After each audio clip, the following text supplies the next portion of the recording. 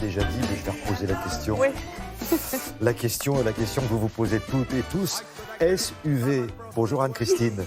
Et ça signifie Bonjour quoi Thierry. exactement? Vous me l'avez déjà dit, mais je l'ai déjà oublié. Alors SUV, C'est normal. C'est un mélange de monospace et de berline, avec éventuellement des capacités de franchissement, mais qui n'ont rien à voir avec les 4x4 qu'on a pu connaître dans le temps qui grimpaient aux arbres. Alors les trois lettres, ça signifie quoi? Sport Utility Vehicle. Voilà, Sport Utility Vehicle. Je répète. Non.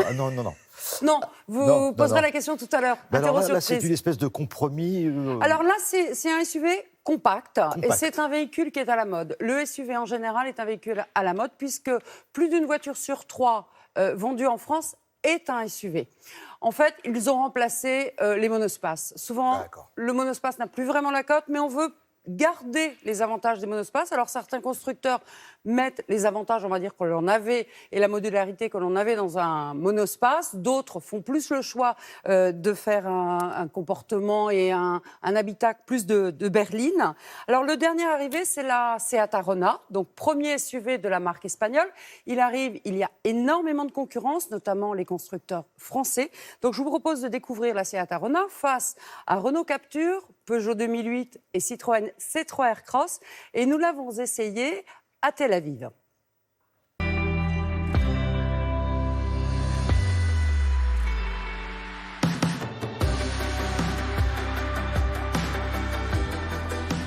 Nous, ce qu'on a essayé de faire, c'est un véhicule qui soit bien dans l'esprit de la marque Seat. Et ensuite, ce sont des véhicules qui sont très personnalisables, qui sont un petit peu surélevés et qui ont néanmoins de très belles performances. Le principe du SUV est la position de conduite surélevée. La vocation de ce type de véhicule n'est pas le tout-terrain. C'est sans doute pour cette raison que Seat ne propose pas de version 4 roues motrices, ni même une motricité renforcée, comme le font certains concurrents.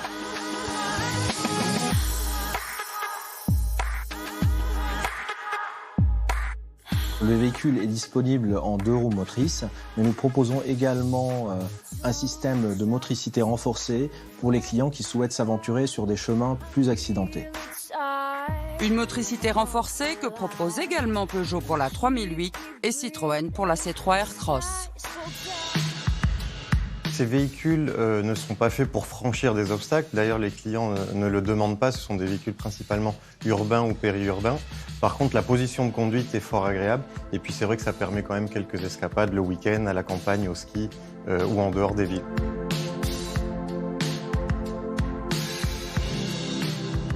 La tendance pour ce type de véhicule est à la personnalisation, que ce soit à l'intérieur ou à l'extérieur. Certains vont jusqu'à proposer 250 combinaisons possibles. La 2008, elle, est plus sobre. Le coffre de la Rona est un des plus vastes de la catégorie, mais la modularité n'est pas aussi développée que sur Captur ou C3 Aircross.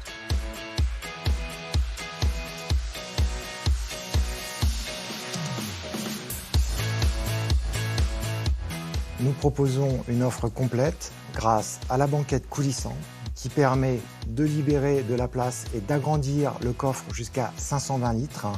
Et également un siège passager qui est rabattable, qui permet d'emporter dans le véhicule des objets longs de 2,40 m.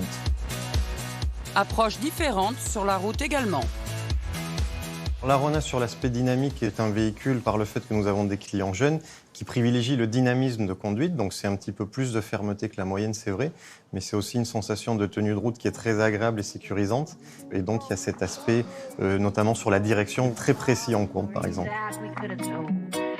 Un comportement routier dynamique et un plaisir de conduite que la Rona partage avec la 2008. La C3 Aircross est plus confortable mais moins agile.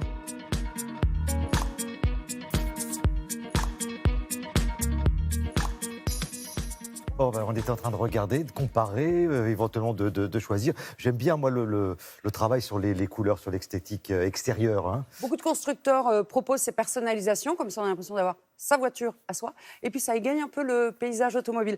À la fin, les images qu'on voyait, en fait, c'était dans le désert de Judée.